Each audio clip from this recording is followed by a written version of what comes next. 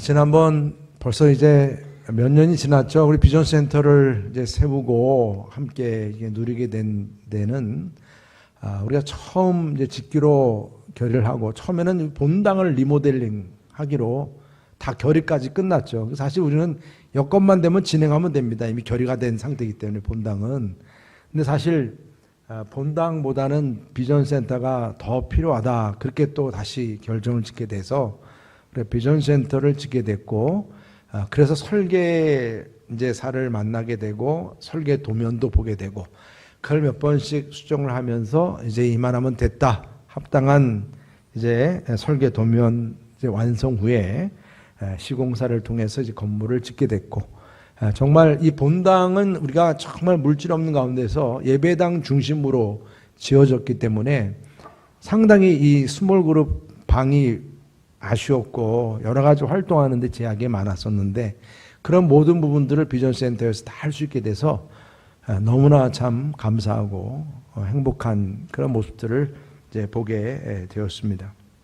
제가 왜 갑자기 이 말씀을 드리냐면 예수님의 십자가와 부활의 이 말씀을 같이 나누면서 언뜻 이 설계 도면 생각이 나는 거예요. 하나님께서도 우리를 구원하시기 위한 설계 도면을 만드셨겠구나. 그리고 그 설계도대로 예수님을 이 땅에 보내셨고 십자가에 죽게 하시고 그래 우리의 모든 죄 문제 해결을 받으니까. 그리고 또한 그것으로 끝난 게 아니라 죽음에서 어떻게 했어요?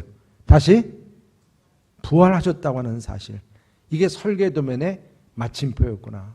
완성이었구나.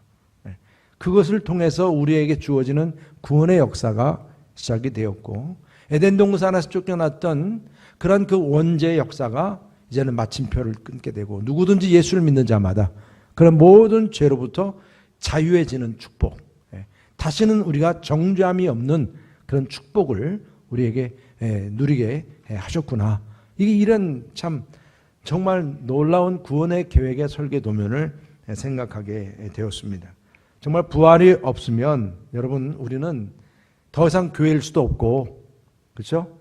우리 몸도 교회라고 그랬는데 하나님의 성전일 수가 없어요. 반석 위에 내 집을 세우라. 교회가 세울 수 없는 겁니다.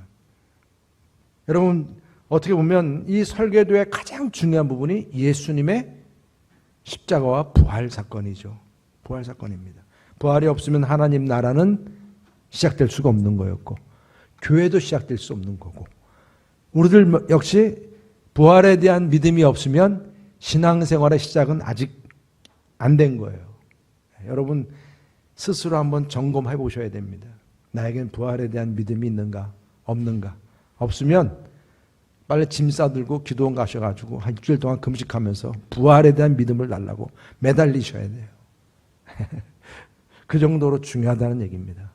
여러분 부활의 능력이 있어야 육체의 정욕도 이겨내고 사단의 유혹도 이겨내고 죽음의 권세도 이겨내는 줄 믿으시기 바랍니다.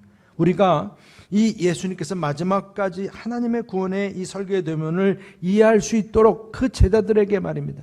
부활하셨으면 됐잖아요. 그래도 부족해서 며칠 동안 사도행전에서 말씀했잖아요. 40일 동안. 그렇죠? 40일 동안 제자들과 또 함께 이 설계 도면을 다시 설명하고 이해시키고 완성하도록 했다는 얘기를 우리가 말씀을 보게 됩니다. 그래서 먼저 주님께서는 제자들에게 그 예수에 대한 예수님의 구원에 대한 이 지식, 예수에 대한 지식을 알려주고자 말씀을 풀어주었어요.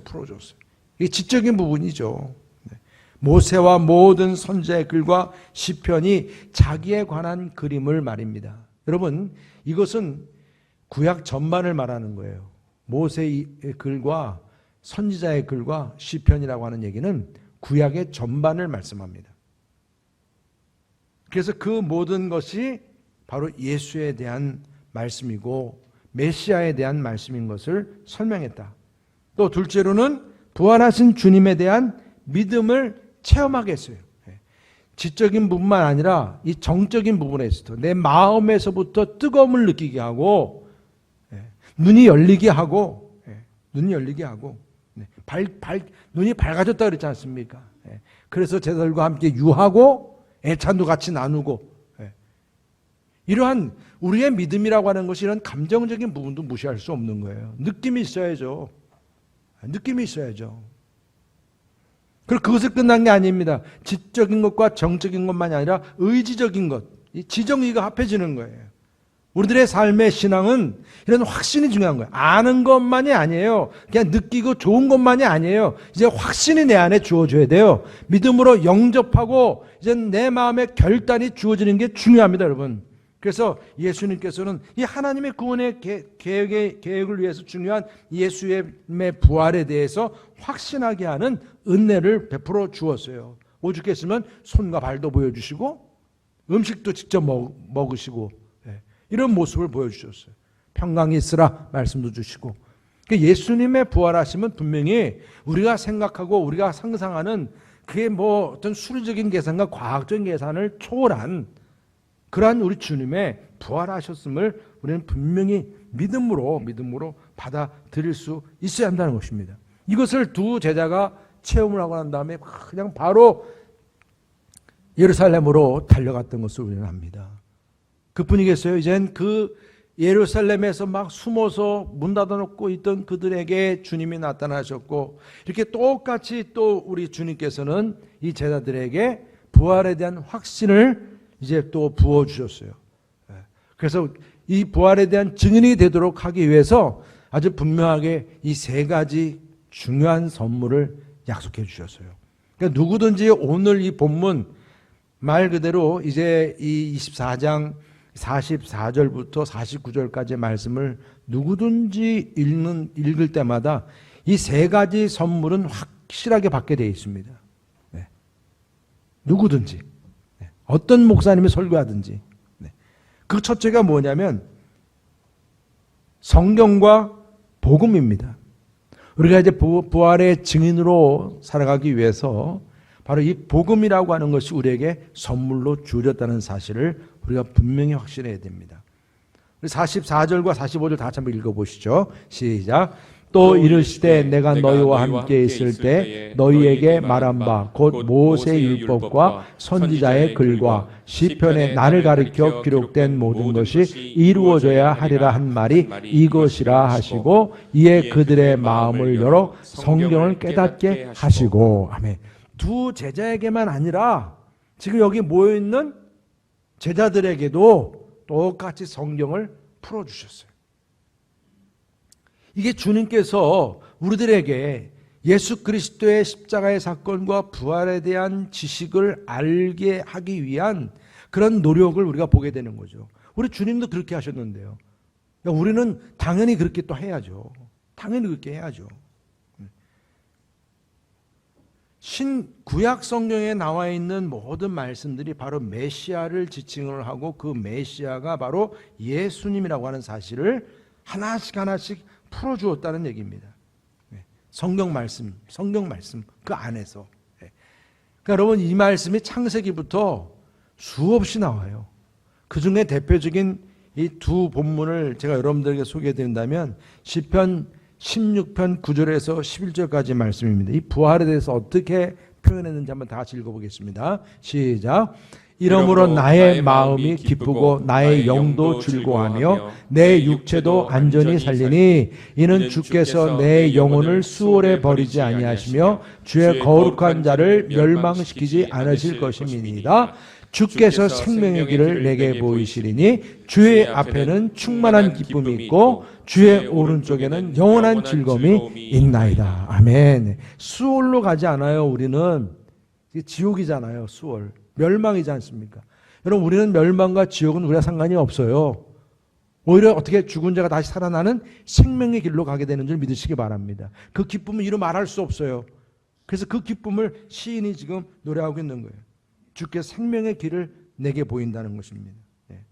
그리고 또한 그 충만한 기쁨이라는 것이 바로 이 부활의 기쁨인 것을 우리가 보게 합니다.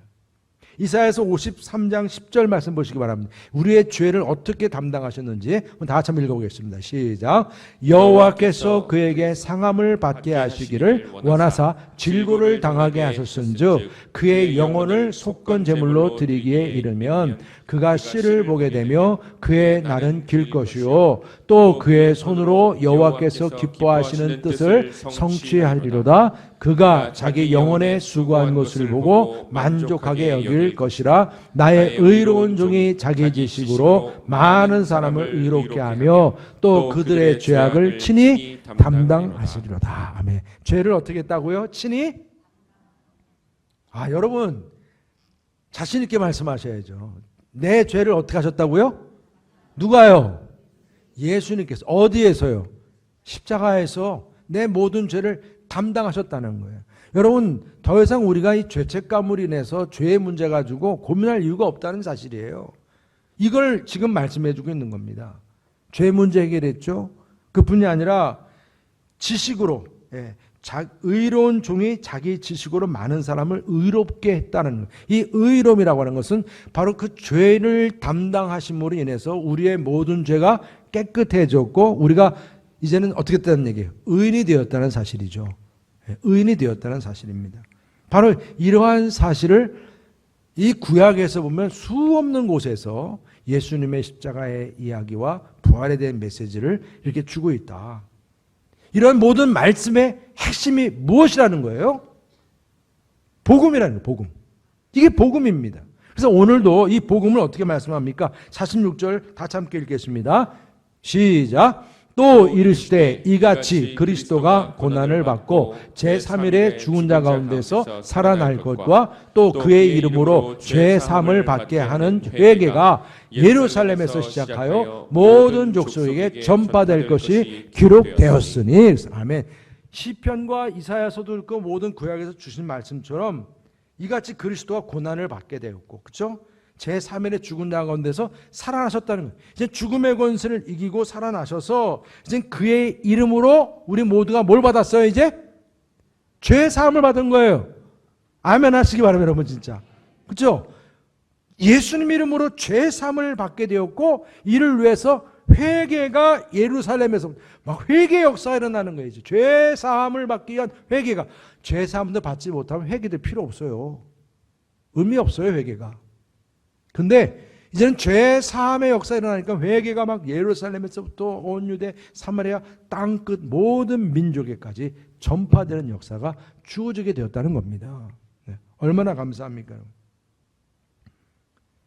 그래서 성령을 통해서 예수님의 십자가의 죽으심으로 이제 우리의 모든 죄를 담당하신 메시아, 그분이 우리의 주님이시고 그분 때문에 우리의 모든 죄가 사함을 받았는데 또한 그분이 그 죽음으로 끝난 게 아니라 부활하심으로 모든 멸망, 수월의 그러한 세계죠. 멸망과 죽음의 권세를 이기시고 죽음에서 생명으로 이르는 길이 열리게 되었음을 믿으시기 바랍니다. 죽음에서 생명으로 일어났다. 주님의 부활하심으로 죄인이 의인이 되었고 죄 사함의 길이 열렸다는 것입니다. 따라서 우리가 부활의 주님을 믿고 영접을 하면 죽어도 살고 살아서 믿는 자는 영원히 죽지 아니하리라. 주님이 말씀하셨어요. 이 영생이 우리에게 주어지는 거예요. 이게 바로 복음입니다. 복음. 여러분 예수님을 믿으십니까? 그렇다면 그 예수님이 여러분들의 모든 죄를 사해 주심도 믿으십니까? 그렇다면 여러분들의 모든 죄가 깨끗해지심도 믿으십니까? 그러면 여러분들 이젠 죽음의 권세도 이기신 주님을 믿음으로 오늘 같은 내가 천국 가면 죽으면 천국 간다는 사실도 확신하십니까? 아멘이시죠? 이게 복음이에요. 복음. 이 복음을 우리에게 선물로 주신 줄 믿으시기 바랍니다, 여러분. 이런 분명한 복음을 우리가 가지고 살아가는 거예요. 그래서 이 회개의 복음이 예루살렘에서 온 유대와 사마리아 땅끝까지 모든 민족에게 전파되게 되었다.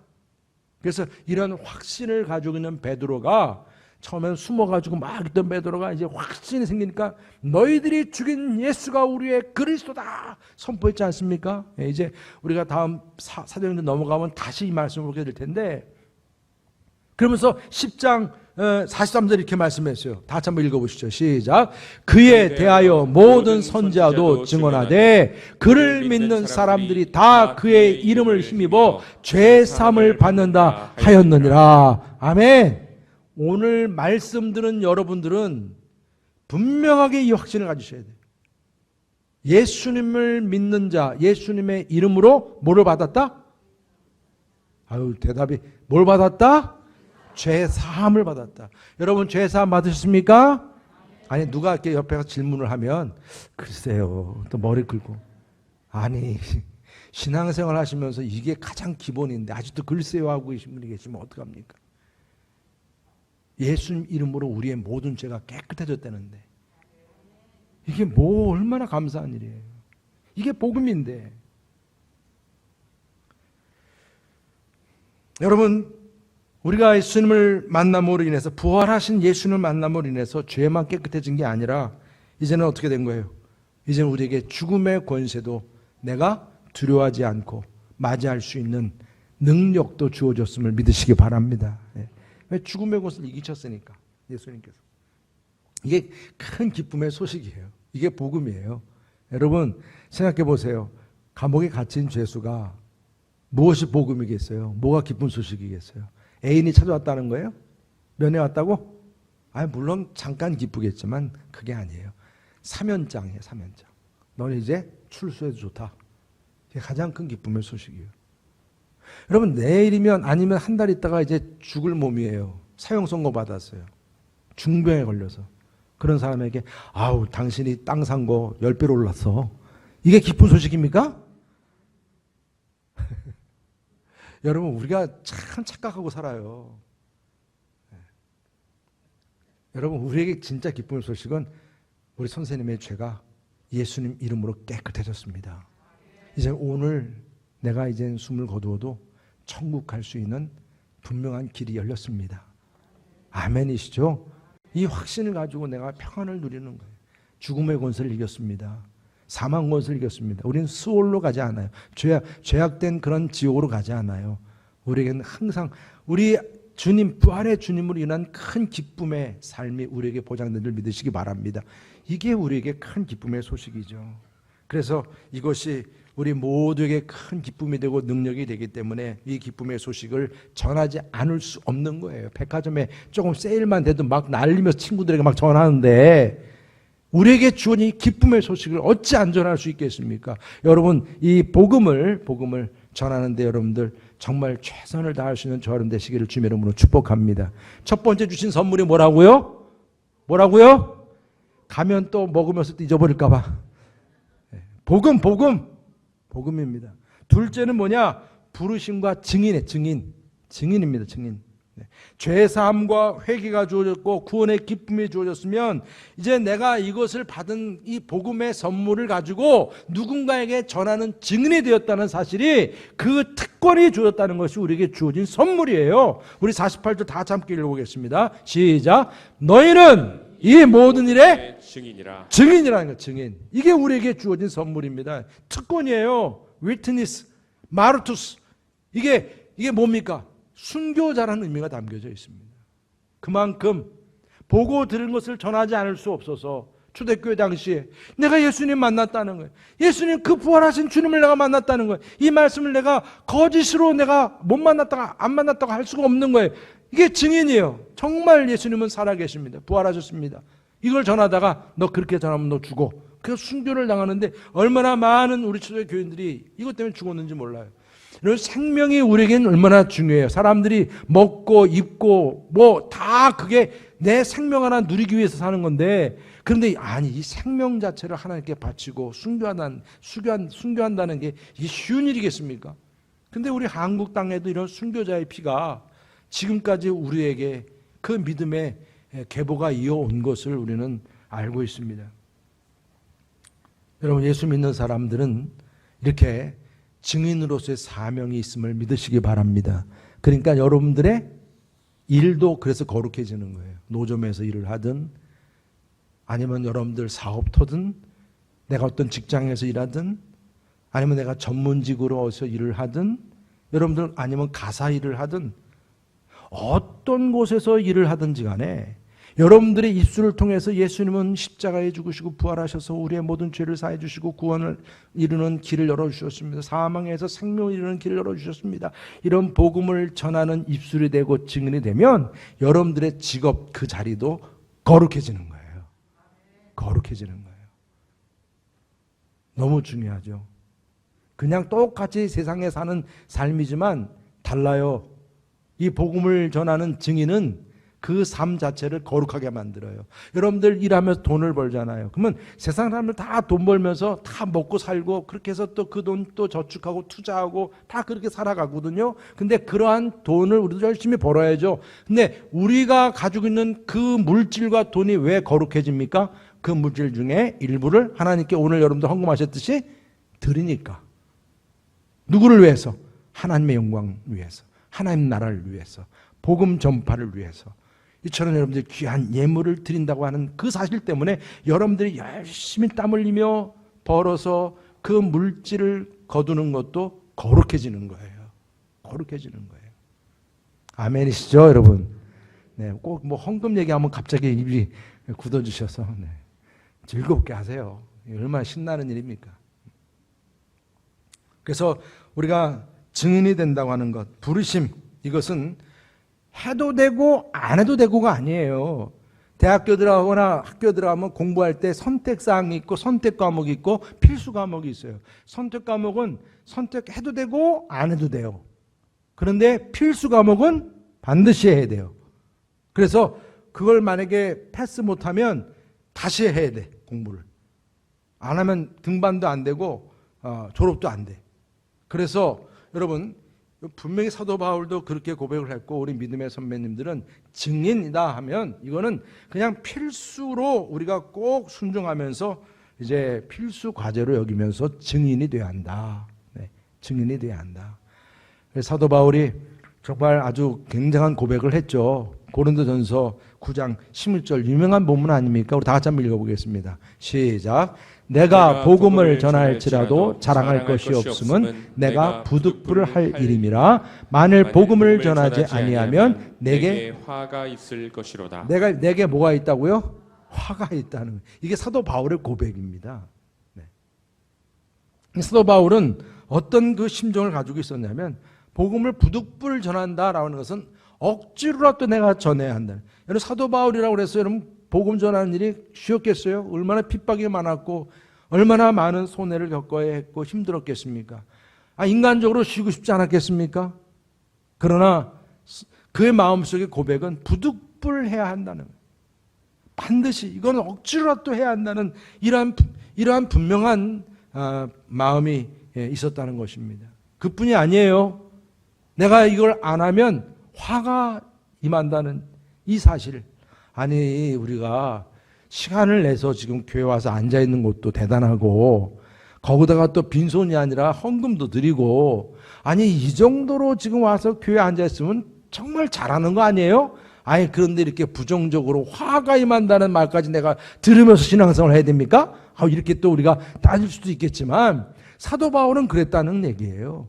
내가 받은 은혜를 생각하니까 내가 받은 은혜를 생각해 보면 그 비교해서 볼 때는 내가 복음을 전하는 거 이거 아무것도 아니라는 거예요. 그런 가운데서 그의 마음속에 에스겔서 3장 말씀이 항상 잘 박힌 못처럼 그의 마음에 새겨졌던 거예요. 그 에스겔 3장 말씀이 유명한 본문 아닙니까? 다 같이 한번 읽어볼까요? 에스겔서 시작. 인자야 내가 너를 이스라엘 족속의 파수꾼으로 세웠으니 너는 내 입의 말을 듣고 나를 대신하여 그들을 깨우치라. 가령 내가 악인에게 말하기를 너는 꼭 죽으리라 할 때에 내가 깨우치지 아니하거나 말로 악인에게 일러서 그의 악한 길을 떠나 생명을 구원하게 하지 아니하면 그 악인은 그의 죄악 중에서 죽으려니와 내가 그의 핏값을 내 손에서 찾을 것이고 내가 악인을 깨우치되 그가 그의 악한 마음과 악한 행위에서 돌이키지 아니하면 그는 그의 죄악 중에서 죽으려니와 너는 내 생명을 보존하리라. 아멘. 심은 대로 거둔다는 사실이 천국의 원리거든요. 심은 대로 거두는 게. 악인이라고 하는 것은 반드시 죽게 돼 있어요. 여러분, 그 악인의 삶은 반드시 죽게 돼 있어요. 그건 멸망이 멸망, 지옥으로 가는 겁니다. 예수 믿지 않고 구원받지 않은 영혼들은 다 그 결과를 가게 돼 있는 거예요. 다. 그런데 중요한 사실은 뭐예요? 우리는 파수꾼인데 다 죽게 돼 있지만 가서 말을 안 전했어요. 증인이고 복음이라고 하는 기쁜 소식을 전하지 않았어요. 그래서 결국은 그가 죽게 되었지만 그래서 그냥 결국은 죽었어. 그러면 그 죽은 자가 수월에 들어가서 지옥 들어갈 텐데 그 핏값을 너 파수꾼에게 물겠다. 똑같이 죽지만 너가 파수꾼이라 그에게 가서 증인으로 얘기를 했어. 꼭 너는 이 말을 들어야 된다. 근데 그 악인이 듣질 않았어. 그도 죽었어.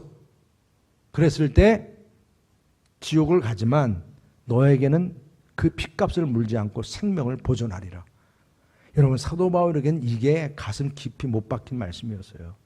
화가 임한다는 게 이 말씀이 있는 거예요. 내가 전해야지.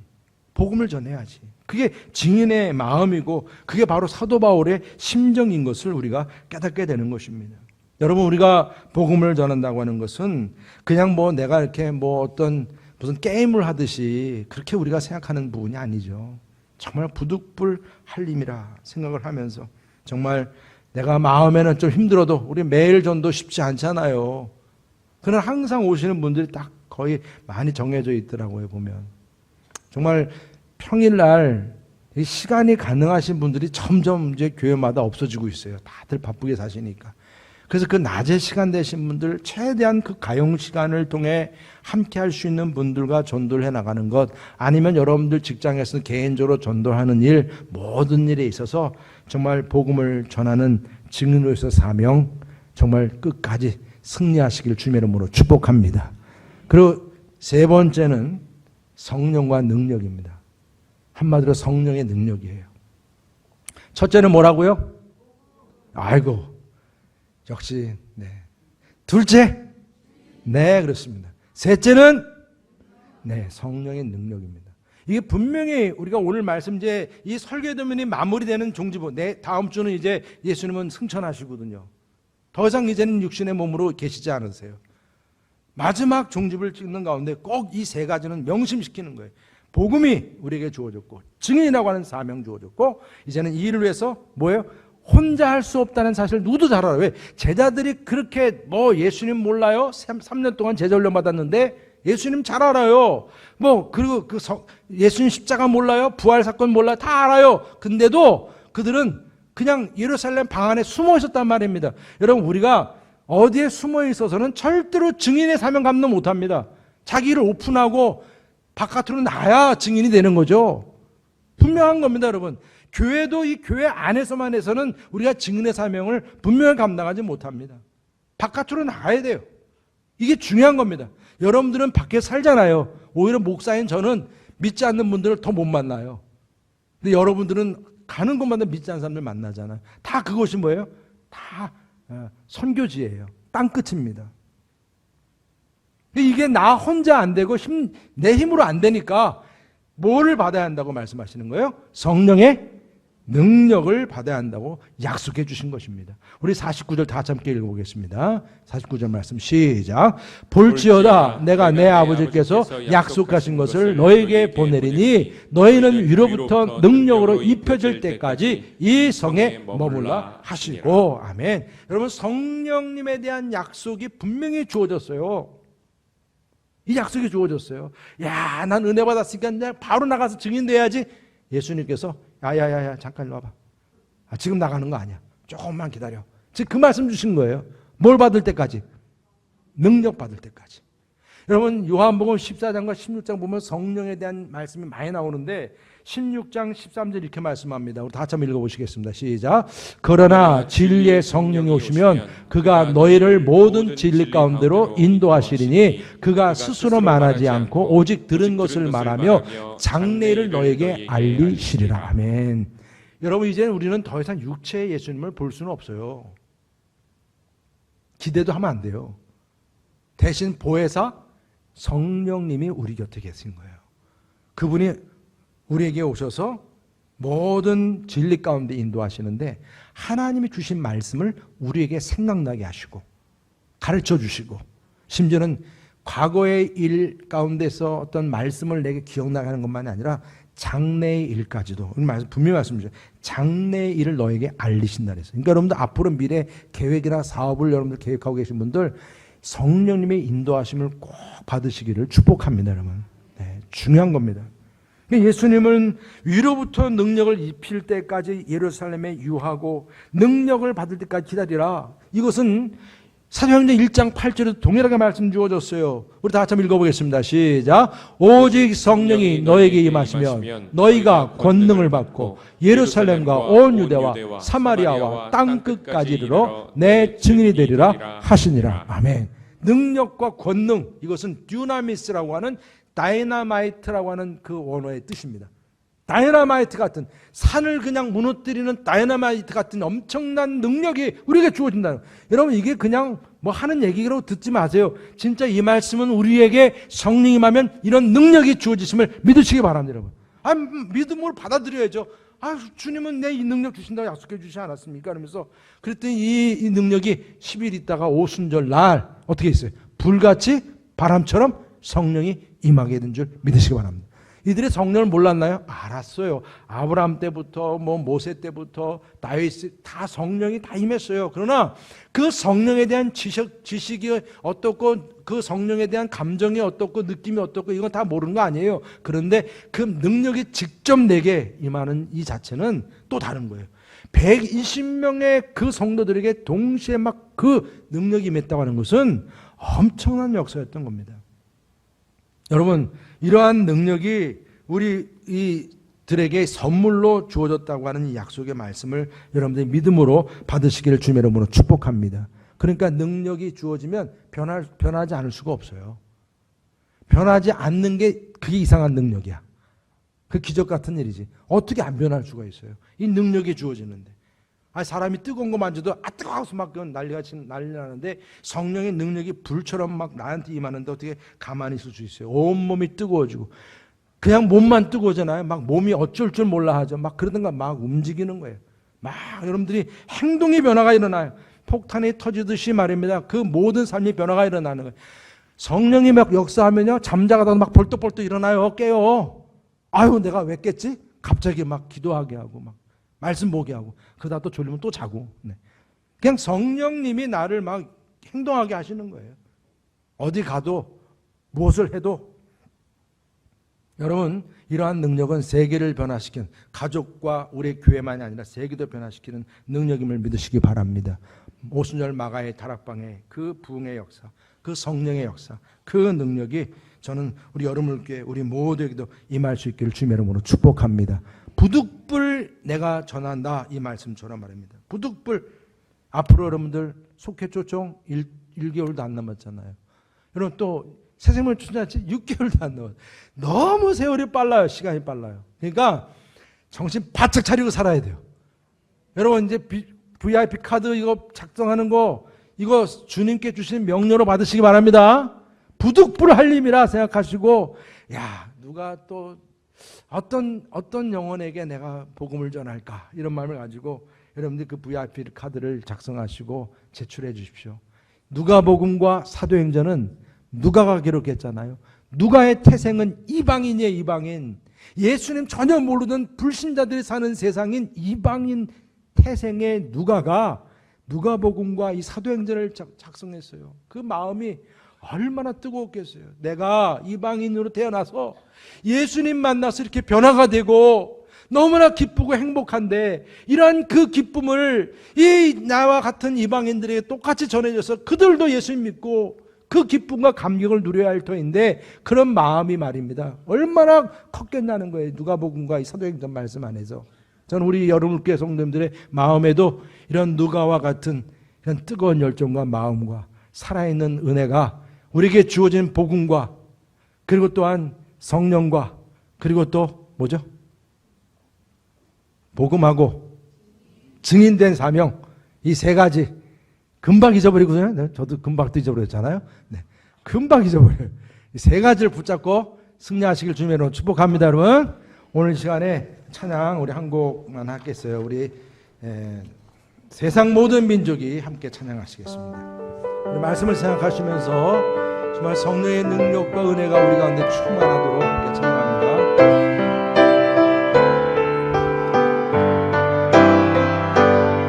세상 모든 민족이 구원을 얻기까지 쉬지 않으시는 하나님,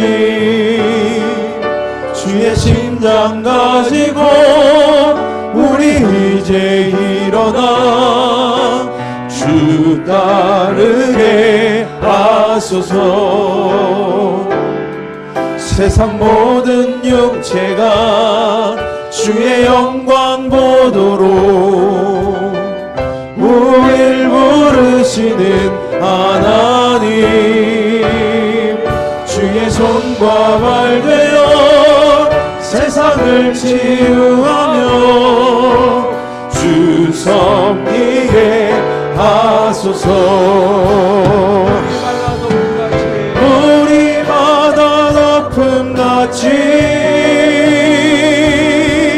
여호와의 영광을 인정하는 것이 온 세상 가득하리라.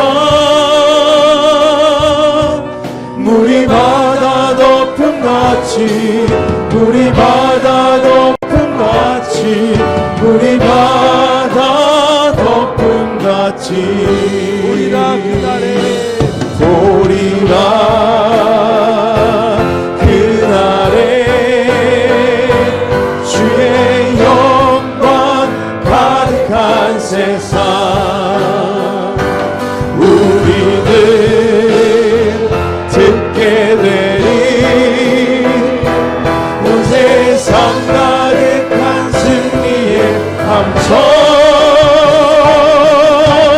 물이 바다 젖음같이 여호와의 영광을 인정하는 것이 온 세상 가득하리라. 물이 바다 높음같이, 물이 바다 높음같이, 물이 바다 높음같이. 아멘. 여러분들에게 성령님의 능력이 물이 바다 덮음같이 여러분들에게 충만하게 임하기를 주님의 이름으로 축복합니다. 옆에 분들에게 서로 축복하시기를 바랍니다. 서로 물이 바다 덮음같이 우리 성령 충만하시기 바랍니다. 물이 바다 덮음같이 성령의 능력이 함께 하시길 바랍니다. 네. 선포하시는 거야, 선포.